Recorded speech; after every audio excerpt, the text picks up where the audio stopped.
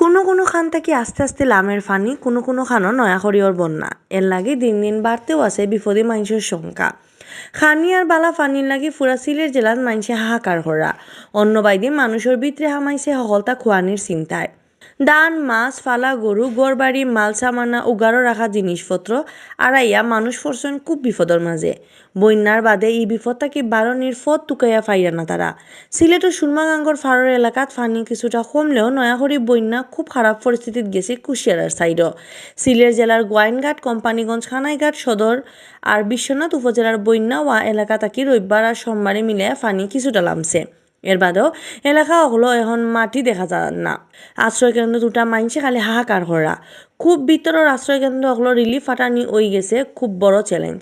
যোগাযোগের পথঘাট ফানিয়ে মিশি যাওয়া ইটা জায়গাত যাইবার একমাত্র উপায় হইল কি নাও, কিন্তু ইঞ্জিনের নাও মাঝি হলে 1,000 টাকা ভাড়া চাইরা 25 থেকে 30,000 টাকা। সিলেটের বাড়ি থেকে কেউ রিলিফ লইয়া তারার গেছে গেলে দাবি করা 50,000 টাকা পর্যন্ত, যে কারণে যারা প্রাইভেটভাবে রিলিফ দিতে চাইরা তারা ফানিত আটকা পড়া মানুষের কাছে পৌঁছাইতে পারে না। খানির লগে বালা ফানির অভাব পড়ছে বন্যা ওয়া এলাকা হলো। উপজেলার বেশিরভাগ এলাকাত অহনো কারেন্ট সাপ্লাইয়ের ব্যবস্থা হয়েছে না, যে কারণে মিলেন না মোবাইল ফোনের নেটওয়ার্ক।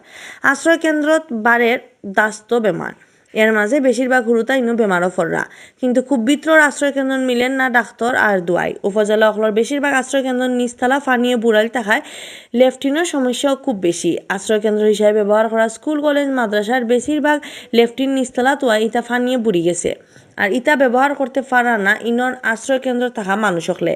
সব থেকে বেশি ক্ষতি হয়েছে বন্যা এলাকার কৃষক আর গৃহস্থী পরিবারের। নিরাপদ আশ্রয়ও আনতে না পারায় হাওড়ের এলাকার বহুত ফালা গরু ছাগল বইস ফানিয়ে ডুবিয়া মরছে। আওর এলাকাত অহন বাইয়া উঠে রতা আলগা করি কইলে সিলেটের গোয়াইনঘাট কোম্পানিগঞ্জের সুনামগঞ্জের ফুরা জেলা সিন খুব খারাপ। সামনের কুরবানি তো বেচার লাগে যারা গরু ছাগল লালিয়া ফালিয়া বড় করছিল তারার বেশিরভাগও বন্যায় মরছে। এর লগে গেছে বুড়োর সিজনে তুলা দান যেটা কৃষক আর গৃহস্থর পরিবারে তুলিয়া বাঁচায় রাখছিলা, বন্যায় ইটা সব শেষ হয়েছে। ক্ষেতর ফসল আর খামারের মাছ ভাসিয়া গেছে কি বানর ফানিত। যারা খাসাব গড় বাড়ি আছিল ইটা বন্যায় ইটা দছিয়া পড়ে। সিলেট জেলার রিলিফ অফিসার নুরুল ইসলামে কইছেন সিলেট জেলা সিটি কর্পোরেশন এলাকা বাদে 497টা আশ্রয়কেন্দ্র বানানো হয়েছে।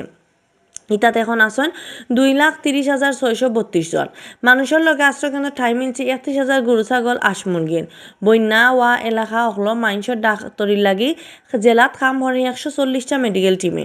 রিলিফ হিসাবে সোমবার পর্যন্ত 812 মেট্রিক টন চাউল 13,118 প্যাকেট হুকনা খানি আর এর নগদ 1,30,00,000 টাকা পাওয়া গেছে। ইবাইদি সিলেট টাউন ও সিটি কর্পোরেশনের পক্ষ থেকে 80টা আশ্রয়কেন্দ্র খোলা হয়েছে। আশ্রয়কেন্দ্র হলত আসেন 10 থেকে 12,000 মানুষ, কিন্তু সিটি কর্পোরেশনের পক্ষ থেকে তারা কোনো খানি আর ডাক্তারের ব্যবস্থা করা হয়েছে না, যে কারণে আশ্রয়কেন্দ্র অকলত খানি আর খাইবার পানি লাগে হাহাকার চলে। কিছু কাউন্সিলর আর লোকাল মানুষের সাহায্যে আশ্রয়কেন্দ্র অকল ফাটানিয়র খানি। Sylhet city corporation chief executive officer বিধায়ক রায় চৌধুরী কইছেন 80টা আশ্রয়কেন্দ্র যারা আইয়া উঠছেন তারা এক একজনের লাগি 1 কেজি চিরা আর 250 গ্রাম গুড় রাখা হয়েছে, অতা জায়গায় জায়গায় ফাটানিয়র। এর বাইরে কাউন্সিলর আর লোকাল মানুষে খানি দিরা।